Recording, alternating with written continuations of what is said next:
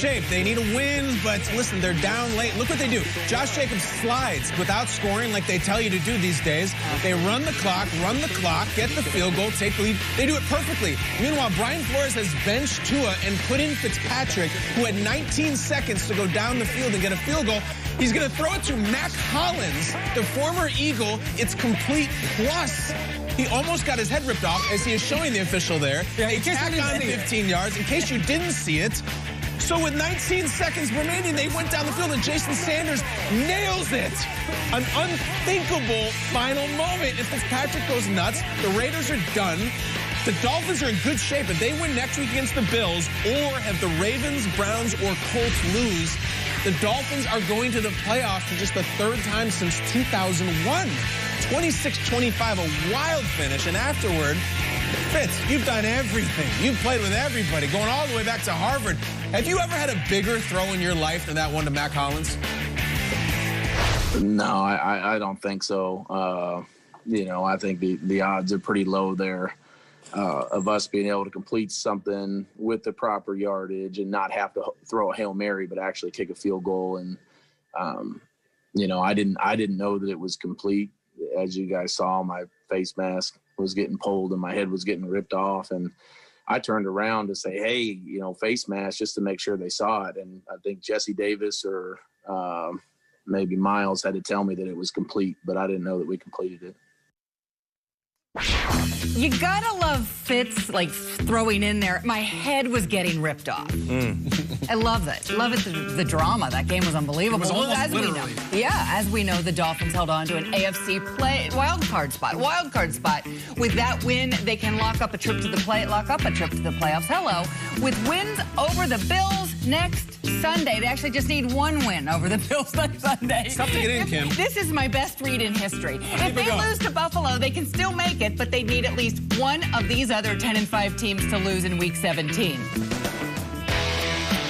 Fitzmagic saves the day, but Brian Flores says Tua will remain the starter. Guys, what do you make of this dynamic in Miami? I got to throw in, it seems to me Brian Flores is an absolute terrific communicator, though, because it's worked so far. No doubt about it. Do you believe in magic? Yeah, this is unbelievable to see. I felt like throughout Ryan Fitzpatrick's career, he's been that bridge quarterback that plays reckless, which is entertaining to the viewer, but oftentimes detrimental to his team, because he's like, you know what, there's already a guy that's going to take my starting spot. Let me just go ahead and wing it. I'm going to just do whatever I can, and we love that about him.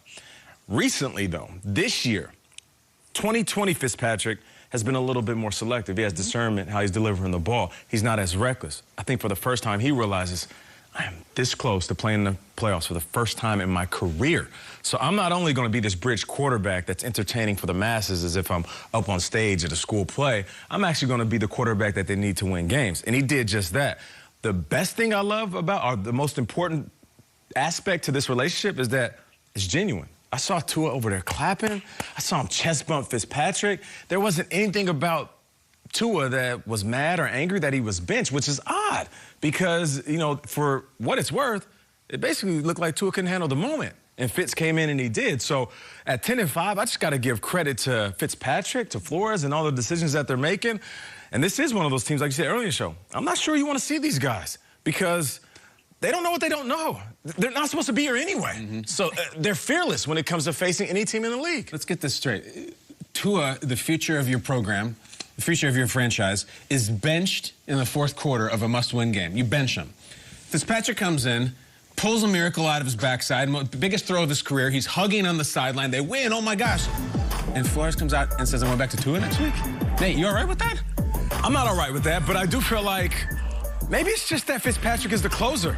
And the relief pitcher. Yeah, Tua is a great starter. I'm not talking about starting quarterback. Maybe just starts the game well. But in the third and fourth quarter, you got to put a guy in there who has nerves of steel. And I don't think that Tua has developed that ice-cold blood yet. And Fitzpatrick has that because he's been around the block and some. Sean, these receivers, these linemen, everything, who's running this? That's a good question. What's going on? That's a good question. Are their heads not spinning right If now? you're a lineman. No doubt about it. Anytime as an offensive player, especially a center, you're changing quarterbacks. They all have different rhythms, right? Different cadences, all right? Just like Kim and I jumping in here, right? Or you got a double bunch. You got to find your time to get in and out. So everything changes, you know? And look, with Fitzpatrick in there, the offense, maybe it's a little bit more complex at the line of scrimmage because Tua's still trying to absorb all this stuff. So it just kind of opens things up.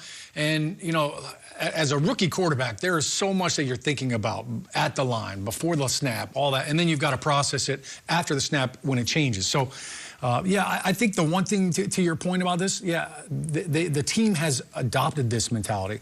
They've embraced it. And I think that's where Brian Flores, to your point about this locker room and the chemistry, every great team that I've ever been on, man, it's a brotherhood. Like, the locker room really loves each other. They care about each other. They spend time. And Brian Flores has created that because the culture down in Miami was awful before all that. I know How was Fitzpatrick not saying, That's what I'm saying. That's what I'm saying. Why am I not starting? What am I, chopped liver here? I just won the game for us. Coach, put me in. Team first. I mean, it's crazy.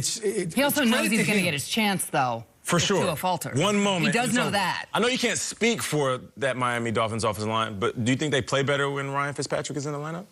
It's a different style, but the ball comes out. Like, so that's the one thing. That's a good point. I don't care where the ball's going. If it's out, I know we're not getting hit. We're not getting sacked. And that might be it. Yeah. Ball out.